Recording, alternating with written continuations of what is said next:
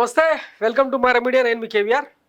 ఆంధ్రప్రదేశ్లో social media కార్యకర్తల మీద వరుసగా నమోదవుతున్న కేసులకు సంబంధించి నిన్న హైకోర్టు కొంత తీవ్రంగానే వాయిస్ రైజ్ చేసింది. అసభ్య పోస్టులు పెట్టిన వారిపై కేసులు పెడితే తప్పేంటని చెప్పి హైకోర్టు తీవ్రంగానే ఆక్షేపించింది.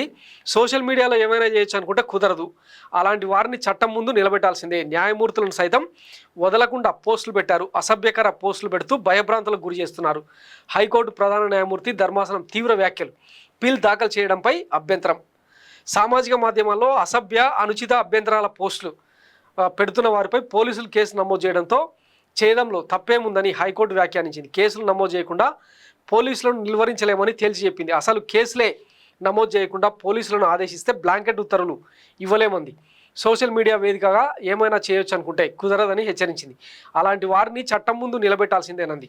ఇష్టారాజ్యంగా అభిప్రాయాలు వ్యక్తం చేసేందుకు దుష్ప్రచారాలకు సోషల్ మీడియా వేదిక కాదంది. న్యాయమూర్తులను కూడా ఉపేక్షించకుండా దూషిస్తూ పోస్టులు పెట్టారని గుర్తు చేసింది. పోలీసులు కేసు నమోదు చేయడంపై అభ్యంతరం ఉంటే సంబంధిత వ్యక్తులు ఆ కేసులను కొట్టేయాలంటూ క్వాష్ పిటిషన్లు దాఖలు చేసుకోవాలి తప్ప ప్రజా ప్రయోజన వ్యాజ్యం వేయడానికి వీల్లేదంది. సోషల్ మీడియాలో పోస్టులు పెట్టిన వారిపై పోలీసులు కేసు నమోదు చేయడానికి ప్రశ్నిస్తూ పాత్రికేయుడు పోలా విజయబాబు దాఖలు చేసిన పిల్లు విచారించడానికి నిరాకరించింది. హైకోర్టు ప్రధాన న్యాయమూర్తి జస్టిస్ ధీరజ్ సింగ్ ఠాకూర్, జస్టిస్ చీమలపాటి రవితో కూడిన ధర్మాసనం బుధవారం ఈ మేరకు మౌఖికంగా స్పష్టం చేసింది. సామాజిక మాధ్యమాల్లో పోస్టులు పెట్టిన వారిపై సుప్రీంకోర్టు తీర్పుకు విరుద్ధంగా రాష్ట్రంలోని పోలీస్ యంత్రాంగం కేసులు నమోదు చేస్తోందని, పోలీసుల తీరుపై విచారణ జరపాలంటూ హైదరాబాద్కు చెందిన పాత్రికేయుడు వైకాపా ప్రభుత్వంలో అధికార భాషా సంఘం అధ్యక్షుడిగా పనిచేసిన పోలా విజయబాబు హైకోర్టులో పిలువేశారు. పిటిషనర్ తరఫు సీనియర్ న్యాయవాది, వైకాపా ప్రభుత్వంలో ఏజీగా పనిచేసిన ఎస్ శ్రీరామ్ వాదనలు వినిపించారు. సామాజిక మాధ్యమంలో పోస్టులు పెట్టిన పౌరులు వాక్ స్వాతంత్ర హక్కును హరించేలా పోలీసు యంత్రాంగం విచ్చలవిడిగా వ్యవహరిస్తోందన్న దానికి కోర్టు ఇట్లా స్పందించిందనమాట. చట్ట ప్రకారం ముందుకెళ్తున్నప్పుడు ప్రభుత్వాన్ని ఎలా నిరోధించగలం?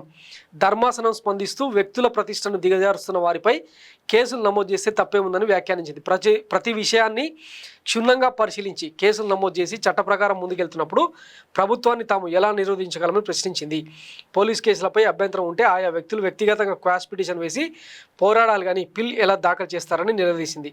పిటిషనర్ తరఫు న్యాయవాది స్పందిస్తూ ప్రభుత్వ యంత్రాంగమే వెనుక ఉండి మూకుమ్మడిగా కేసులు పెట్టడానికి ప్రోత్సహిస్తోందన్నారు. సోషల్ మీడియాలో పోస్టులు పెడుతున్న వారిపై రాష్ట్ర వ్యాప్తంగా ఒకే పద్ధతిలో 100 మందిపై కేసులు పెడుతున్నారని చెప్పారు.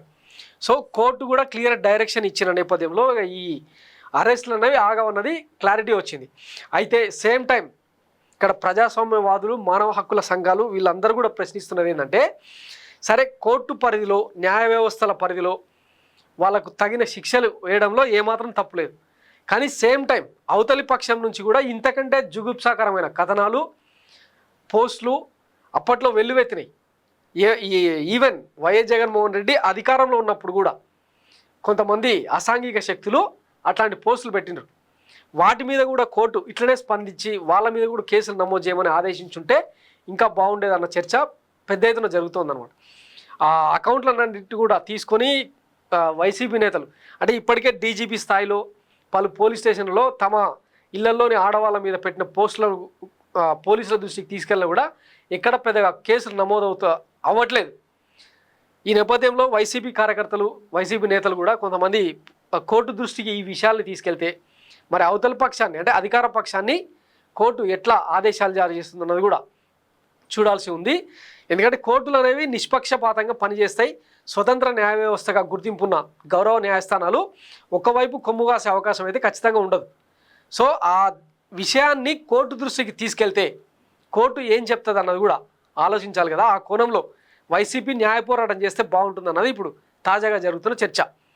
సో మరి ఈ పోస్టుల నేపథ్యంలో రాబోయే రోజుల్లో ఇంకా ఎట్లాంటి కీలక పరిణామాలు చోటు చేసుకుంటాయన్నది వేచి చూద్దాం.